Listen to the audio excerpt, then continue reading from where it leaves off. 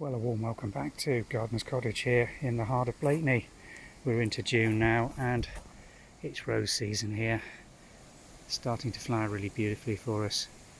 Weather's not been too kind this season yet. Been a cold, wet spring for most of the garden. But let's go and have a look round and show you what is doing well here at Gardeners. Now, every year in June, the front of the house here is absolutely coated with this Banks lutea rose doing its thing. Quite a short-lived flowering period, end of May, beginning of June, and then it's all over for the year. But it does then reward us with a lovely green blanket along the front of the house, which works very well. On this west-facing aspect, it grows perfectly for us and not too floridly. I do have to prune it probably twice a year just to keep it down out of the gutters and in shape. But by this stage in its evolution, it's more about shaping and just keeping the basic structure rather than major pruning. This rose has been growing here on the front of the house now for about 6-7 years, and it's really going to give us a good show again this year. There's a little bit of debate whether this is a William Shakespeare or a Gertrude Jekyll. I think it's probably Gertrude Jekyll. Uncharacteristically crimson in bud this year, more pinky usually. We'll see how that one develops. Everything here is affected by the season last year, with it being so dry and hot for that period of midsummer. The roses seem to have enjoyed it. Other things, particularly azaleas and rhododendrons, really suffering.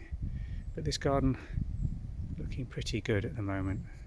On the other side of the entrance is this Golden Showers climbing rose. A nice one for here, good habit of a rose, not too vigorous, doesn't overgrow and cause us any problems with access here, but does reward us with these beautiful buds and then the flowers throughout June. Spectacular. Now, what's filling this passageway at the moment with scent and colour is this mock orange Philadelphus, in full flower now in the first week in June. This is a beautiful scented variety.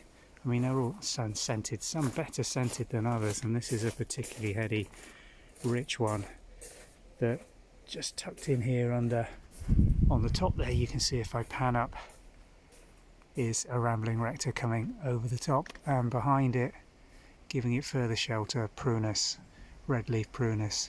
So it's nestled in this hedge. It really was planted, I think, originally as a hedging plant, but doing really nicely and growing out.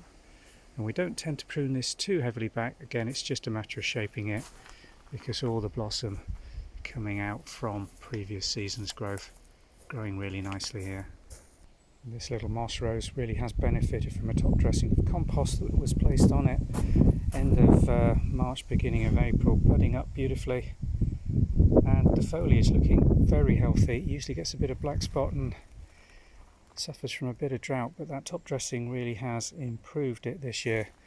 More roses still to come on along this whole border, together with some phlox, which in most years is terribly droughted, but this year with the cooler weather actually appreciating the conditions much better than it previously has done. Down at my feet, agapanthus, both in pots, which have suffered terribly over the winter we had, and the ones planted out to the gravel. You can see just how much better and more advanced those are, but no flower stalks showing on them yet, but they're looking healthy, so I have great expectations of those doing very, very well this season. Now let's just go through the back of the courtyard into the sheltered area of the garden on the back where the lawn is here. Now, what I can't actually see from here, but is right the way up through that palm tree and into the top, is a climbing rose. It's still just budding up, but it's growing really nicely through the Amelanchier, which does its thing in early spring, and then the autumn colour obviously is wonderful. But I think we're going to this year have a fantastic display of that tiny little but multi-headed white climbing rose up in the top of that later on to look forward to. Coming back down against the flint wall, these Aliums, large tall varieties standing at around 4.5 feet. Been here a couple of years now and obviously liking it, doing very, very well. giving us that pop of white. We pick that up in the little borders that nip in at the end of this small glass area, just with the purple headed Aliums, which we're going to really multiply up this autumn with additional plantings through here. When we're cutting all this herbaceous back down, and it hasn't really done anything yet, we've got crocosmia, as you can see at the back, and yellow loosestrife filling most of the rest of the border, with a little catmint just struggling through. But more of these, I think, would reach the height and just give us that burst of colour until this yellow loosestrife comes out in around 2 weeks' time. Now, Blakeney is really famous for its hollyhocks, and we grow them in this garden, but as you can see, having a little bit of a struggle this year. Not particularly happy. Good heads on them still to come up, but an awful lot of rust developing on this plant. And part of what we're going to do here this afternoon as part of the garden tidy up is just remove all these rust covered leaves and not compost them, but put them out into the refuse so that they get taken off site, because you really want to debulk as much as that rust as possible to get these looking healthy and flowering nicely, probably towards the end of this month and through July and August.